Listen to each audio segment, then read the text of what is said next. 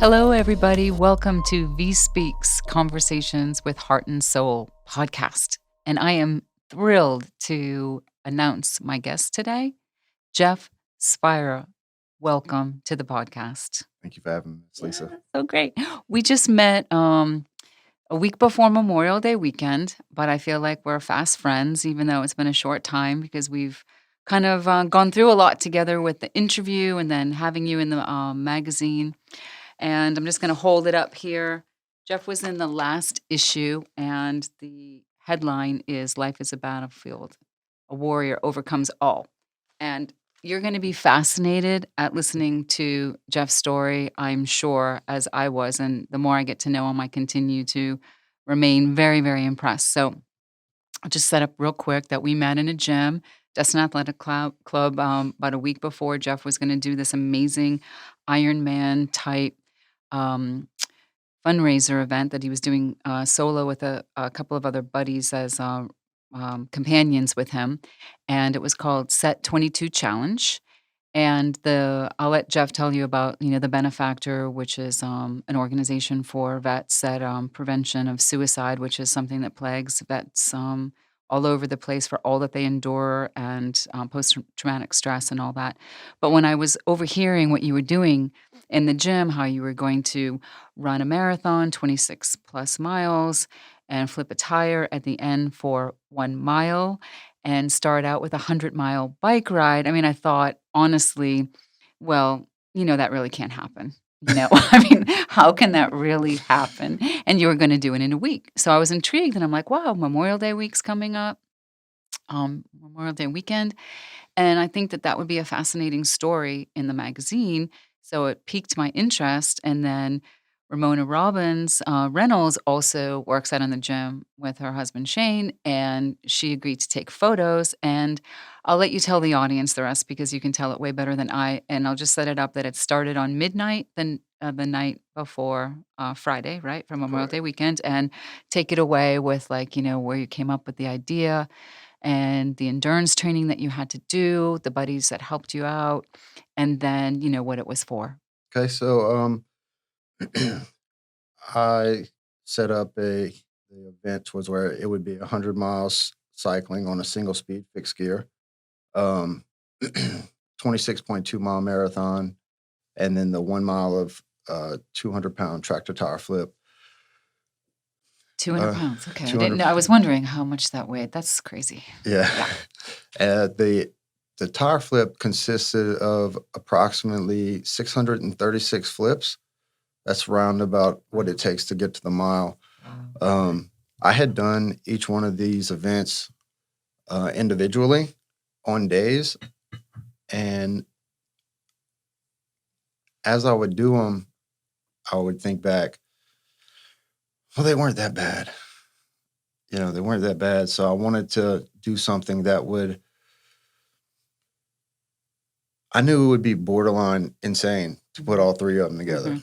Yeah. Because two of them would be pretty tough. So anyway, like at midnight, the night of the event, I weighed in at 202 pounds. 20 hours and 53 minutes is what it took to complete the event. And I burned 15,000 calories. I drank 4 gallons of water. So we'll do the math on that in a minute on the weight loss, on the actual. So whenever I tell people that, okay, I weighed in at 202, I finished at 183. Wow. That was a 19-pound difference. Plus the 4 gallons of water is 8 pounds per gallon. That's another 30-something pounds, So if you total it up, it's like right at 51 pounds that I lost, but I was just still in the negative of 19. The next morning, I showed back up to the gym, just basically to see the look on people's faces. I didn't go into do anything intense or anything. I just went in to stretch. Yoga was still shut down, so I wasn't able to put that work in like that. This is after you completed. That was after I completed. You actually were able to. But at the end, though, like when you were running too, like weren't your legs just? I was almost completely destroyed. Yeah. I was absolutely destroyed. So like throughout the event, the cycling was hands down the easiest part of the event for me. Yes, it's 100 miles. You can get very easily dehydrated on the 100 miles. Mhm. So, but just as easily on any of the other ones as well, because once the 100 miles was up, that was going into the 8 o'clock hour of the morning. So the Mhm. goal for me physically was to keep my heart rate as low as possible, because when you have to perform for that amount of time, a lower heart rate is key. So if you don't have good cardiovascular health, I mean, like you're gonna be shot. Not literally, Yeah, but right, right, right. um, Well, but you know what? I just realized that I was remiss at the very beginning in the introduction, like giving a little background about you are an Army veteran and you did 2 tours in Iraq. one 1 tour one in tour. Iraq, okay, and, so you really have a firsthand knowledge and understanding about from your what you went through, what your comrades went through, and how difficult that is to come home and re-enter, civilian life, and, you are very candid and incredibly transparent about, all the things that you've walked through and all that. And I think it would be great to just set up a little bit about what you had to go through in that only like a year or was it a year and a half before you embarked on this like Iron Man feat that you also had struggled with suicide thoughts. I mean, I'll let you, take it from there so you can share your own heart about what that was like and how much heart you have into that fundraiser that you toiled over. So previous to the event and like where I'm at now, it took a lot of hard work. It wasn't just like one day I said I was going to be different. It was more like I was a fugitive for 5.5 years. Um, I intentionally overdosed twice. And this is after you came back from Iraq, This is right? after I Okay. came back from Hmm. Iraq. Absolutely. And I'll talk more about that Yeah. in a minute. Sure. But to get within the past 2 years ago, I was in a box. Basically, I Yeah. was locked up. Yeah. And one day, it's not like when you're dealing with addiction and you're dealing with that life, it's not that easy to just walk away from it.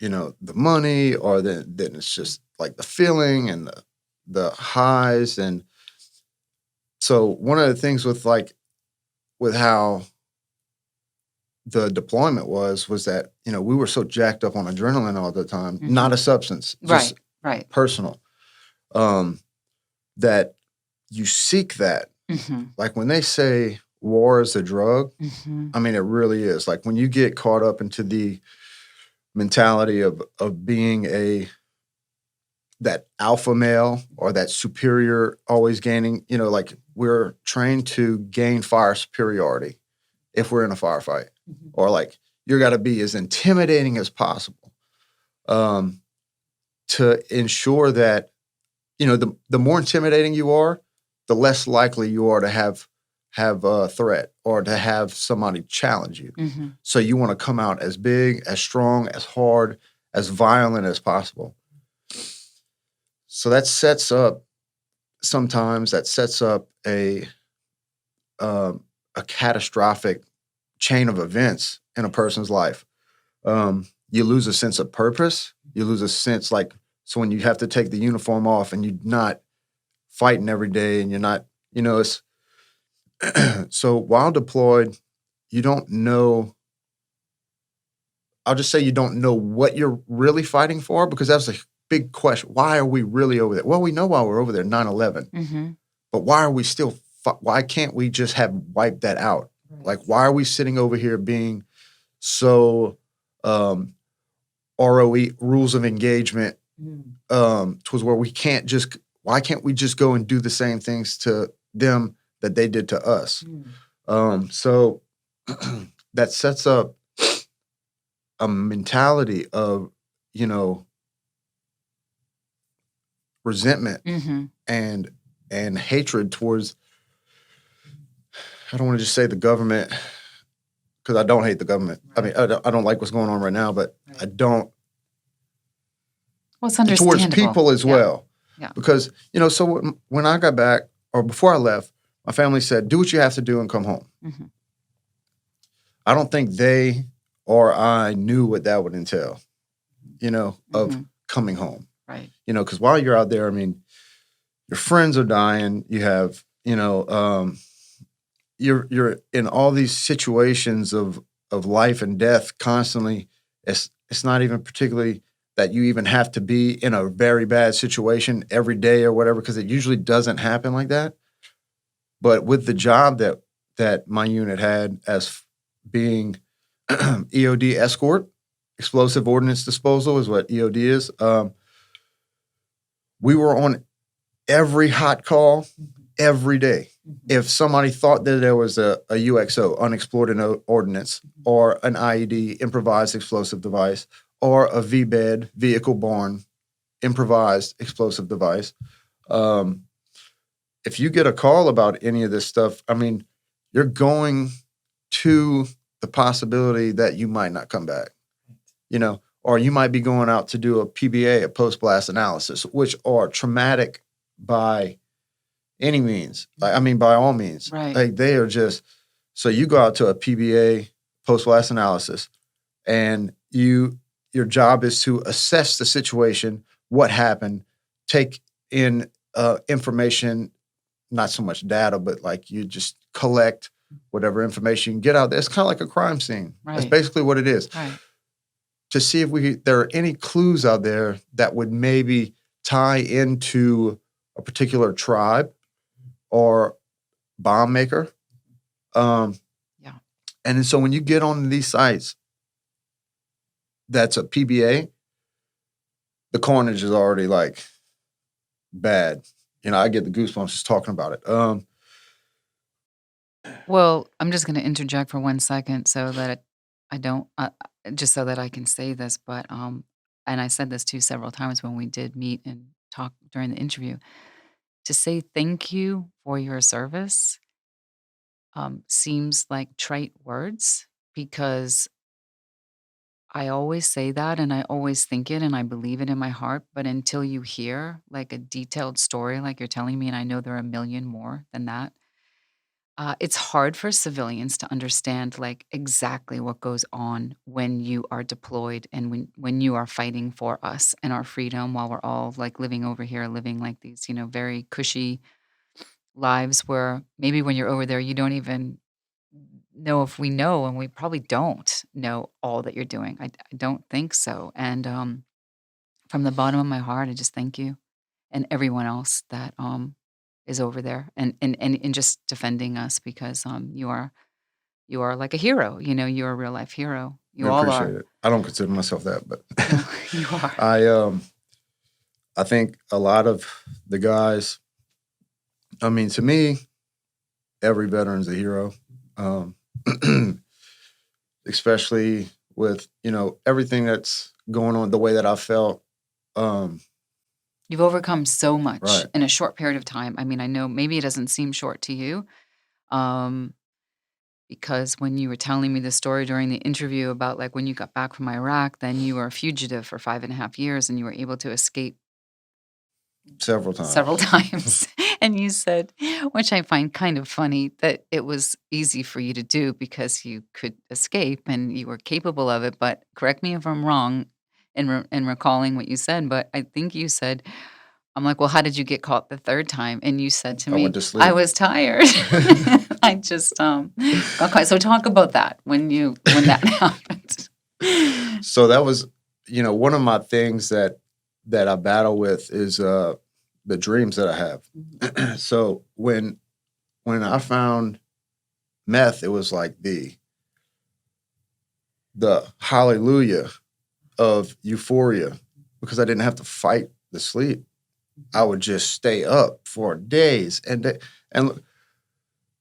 when I'm telling you, like, I wouldn't go to bed for like 2 weeks, and you could see it. I could show you pictures. They're like my eyes are like how bad I look. Where when I went to sleep, finally, I was out for 18 to 24 hours. at least, you know. And it could be longer than that. I mean, it'd be like I'd wake up and it was like, man, what day is it? It Right, feels so right, right. weird, but there were no dreams. Right. So that became my Your cadence of your life, like right. up It for was 2 just like weeks and up for then sleep for 2 days. the average was like 11 days. Yeah. I had several people that were around me, and they'd be like, gee, you've been up for like 11 days, dude. Like, might be time to like lay it down a little bit. I'm like, okay, eventually, I might just have something else to do or whatever, and I didn't like going to sleep because I was also, again, I was a fugitive.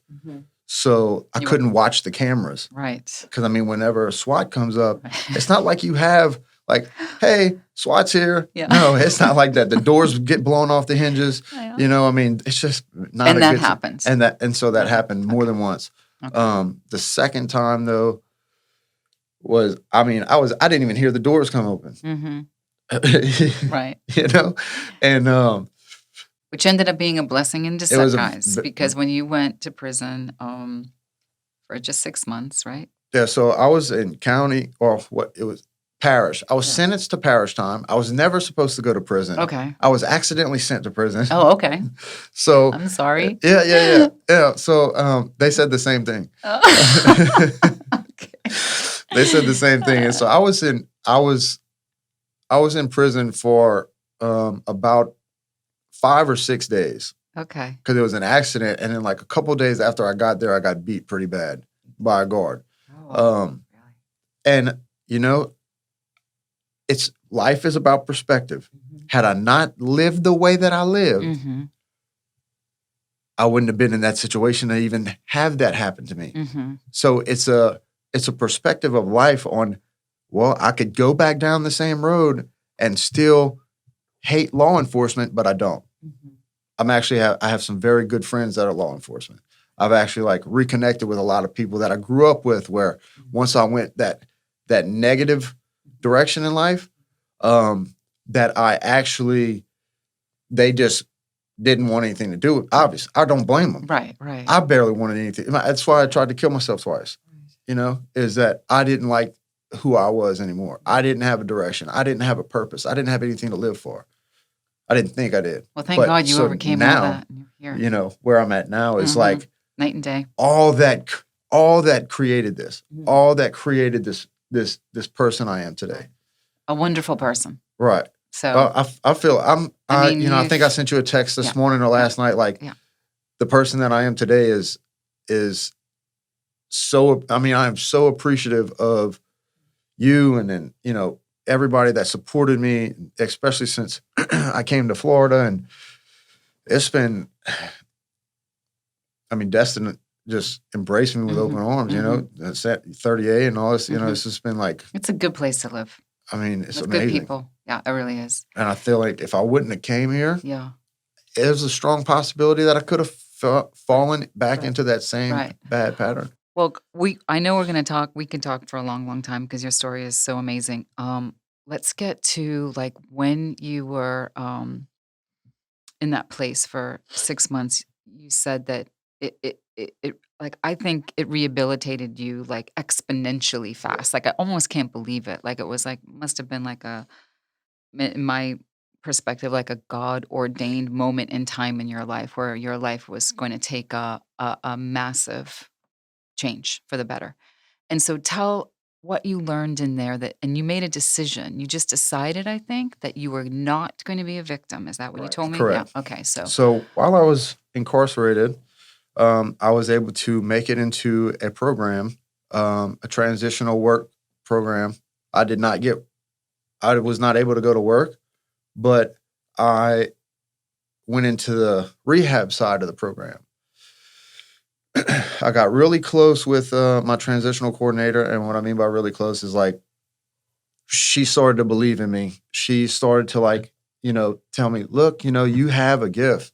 You're doing really well, because I actually had gotten kicked out of that program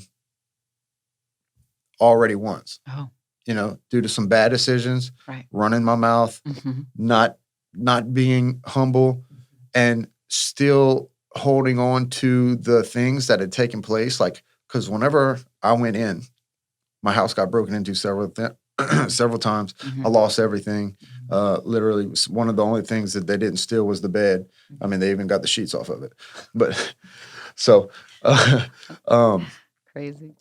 so while I was in there, the I had my court date for sentencing around like October. Well, the judge said that he was going to sentence me to 6 months parish time, county time, and that it was going to be credit for time served and all this. I had two attorneys that were over there, and they said that I could have bonded out for $100, or I could have been released on probation. And I said, no, let me just sit. $100 would have been too easy to come up with. Mhm.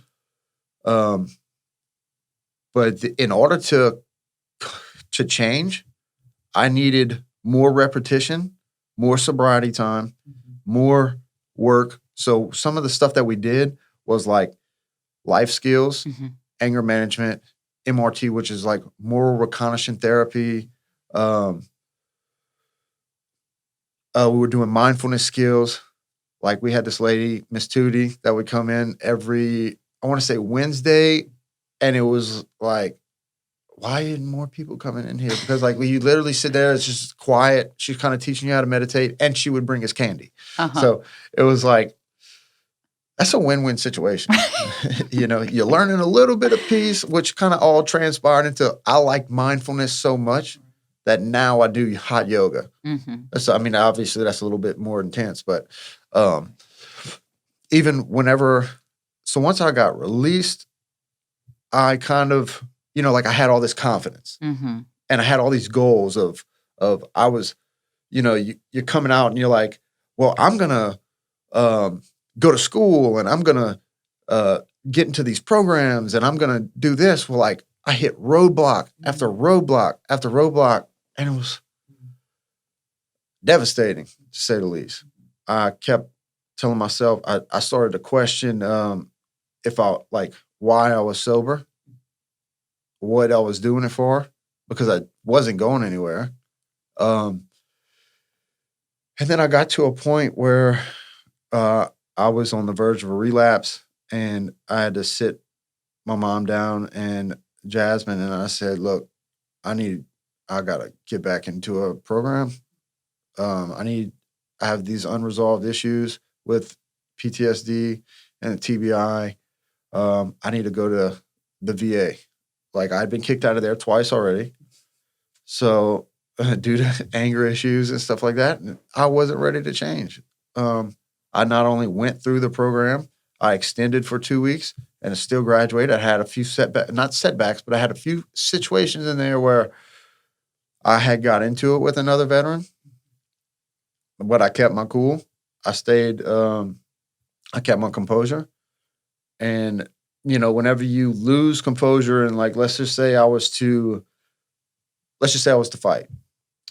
Well, you just completely lost that battle. You just completely gave up all control of your emotions, all control of your physical, um, like who you are. You just let whoever you dove into that negativity with control you. They basically played puppet master with you. So now sometimes I might get really frustrated, but I'm like, I know if I put my hands on somebody, I just lost the battle with everything that I'm fighting for.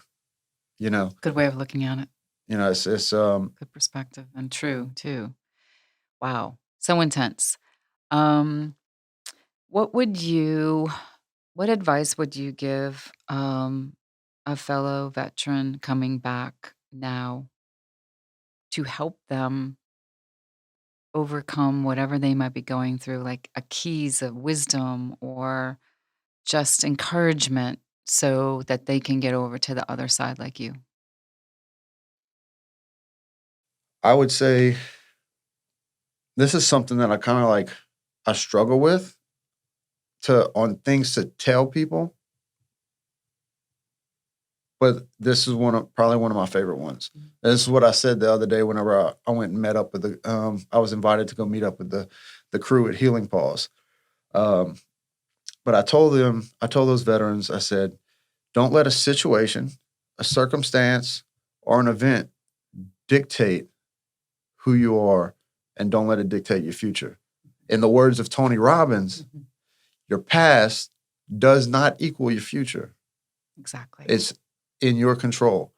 So as long as you can hold on, and as long as for every situation you're ever in, if it's a negative, there's always life is about perspective, like we said several times. Life is about perspective, and perspective is like if you have a negative situation, use that to learn from it. Failure is like disguised. That's the disguise of a negative. It's like, oh, well, I failed. Well, no, it's a learning experience. Like good can come from bad. Good can come from bad. I listen to Jocko Willink. He's a old Navy SEAL and stuff like that all the time. And he has this podcast. It's called Good. Didn't get the new gear you wanted? Good. Didn't go on the mission? Good. Because the dichotomy of that would be like, okay, well, now you have more time to prepare for that mission. Okay, well, you're already used to the gear that you already have. Keep training with it. So there's always perspective. There's always that opposite end of the spectrum. There's always, when you have that negative, there's always that room for growth. Like, oh, well, I didn't get this job. Well, there's a reason why you didn't get this job. I had a couple of setbacks since I've been here with like, I don't want to say setbacks. I had some growth experiences that some things were supposed to take place and they didn't take place. But that was okay, because that not happening that way forced me to be able to go forward and learn. And then like set up an event, set up a fundraiser. I didn't know how to do any of that stuff. And it was like, I didn't know. I wanted to be so positive with everything. I didn't want to have any kind of negative kickback. So I didn't know how to do things. So I don't have a treasury. Like you can't just go and don't just give me money. Right. I don't want. Right. You know what I'm saying? Like, wow. I think this webisode of our podcast needs to be part 1. okay. And I think we're going to need actually a part 2, because I definitely want to have you definitely come back, because there's so much to say and you're giving so many keys of And I kind of perspective and skipped over wisdom. some things too. Yeah, I know. Because there's so much to say. I Yeah. mean, and so it's so good. Everything that you're saying is, so amazing. Can you just tell the audience as well, like how fast you can turn your life around? Because I know you had a long journey, and I'm not minimizing it and Right. saying it can be presto, but will you tell everybody about that maybe only 7 or 8 months before you did this feat, which is kind of like a $6 million feat, and then we were smoking cigarettes only like a short time before that? Will you tell everybody how that is possible? Okay, so in November I was smoking cigarettes, and I had been smoking cigarettes since I was young. Yeah, since I signed up for the military, and so I ran a 5K, and I ran like a 31:36, which is basically a 10-minute mile, which I could do that now, but I can do it for a lot longer. So I was smoking cigarettes. I wasn't in really good shape. I looked like a bag of donuts, probably. Maybe not that bad. Well, that would be hard to picture, but okay. Okay. No, so I started training with Zoli. Like after I ran that 5K, I went into Destin Athletic Club, and I talked to Zoli, and he said, okay, well, we'll start training like 3 days a week or something like that. And then with that, it was like compound fact. Like it was just, I would get done with him, and then I would add a little bit more. I would go to hot yoga, and then I was cycling. So, it was just like a never ending. I was so determined to not be the same weak individual anymore. And I had to make that decision of, it starts now. It's not tomorrow. Tomorrow. It's only a day away. Like that's Right. never going to come. Right. And every time that you say it's tomorrow, it's right now. If you don't start right now, it never happens. It becomes basically Wish I don't even know. pipe dream. Yeah, if you want to call it that. I can't even. I've seen it. So like, I'm a procrastinator. I don't like washing dishes or anything like that. But it's like, in order to get those things out of the sink, get rid of that baggage, you have to do them. So I had to wash my dishes. And it's the same thing with fitness. If you don't do those things that you don't like to do, that's not always fun. But the rewards at the end are just, I breathe better. I feel better. I feel like I look better. Think better too. I think fitness makes your mind it does more clear. And then the yoga, and I strongly suggest, even if you don't like lifting weights, to the benefits of hot yoga are just through the roof. It's like circulation and it's calories burned. And I've done some back-to-back sessions at Destin Hot Yoga in Miramar, and it is like I'll burn 3,000 calories in almost 3 hours. It's like 75 to 90-minute sessions. Crazy. What else? Let's think of, because there's so many other things to say that we can, get out there. One thing, it's kind of a crazy question for you, but you seem like such a strong person to me, physically and mentally, because you have overcome so many things. Is there like something deep inside of you that knows like you will never be the you again, the old self? Like, what do you hang on to know that you're just moving ahead and you're not going to go backward? Because to me, that might be the most important thing that happens to people. They take 2 steps forward and 1 step backward. How are you doing that? I keep that pain real close. All the traumas, it's like I hear people like, "Oh, I wish this never happened to me." Man, use that for fuel. Use that for fuel. Every hurt, I wasn't obviously always the mentality that I have now. I struggled with things like as a kid. We had hard times, my mom and I, and I spent a lot of time with my mom and a lot of time with that side of the family and stuff, and I kept everything that ever happened that I can remember, because your brain is like a computer to say, but to protect itself, like there's parts of Iraq and there's parts of my life that I can't remember anymore. Like I'll be talking to my buddies and they're like, "Man, yeah, you remember when we did this? You remember when we, whatever?" And I'm like, "No, I don't. I don't remember that at all. Not that it didn't happen. It's just the brain trying to protect itself from so much trauma. There was so much stuff that took place in my life that to move forward with it, it's like sometimes devastating to hold on to, and you can use that as a crutch. But what you have to learn to use it as a crutch in what way? Don't use it to manipulate another person. Use it to manipulate yourself into a driving force. Like when I'm tired or I'm hurting or like my feet's broken, because like I might have ran too much. Like whenever I did that 100-mile challenge, I didn't do it in 24 hours. I wanted to, but I couldn't. I damaged both my feet pretty bad. And I did. The crazy part of it is I had 3 races back to back that were already paid for, I was already signed up for. And once I commit to something, I have a date on the calendar, I guess I'll just show up with casts on both my feet. Because I think that was what I told you whenever you said at the gym, you said, "Do you think you can do it?" And I was like, "Yeah, I'll run on 2 broken feet, so it really doesn't matter." But you just have to use the pain, use the traumas to remember This is a post that I made yesterday. Was you have to remember how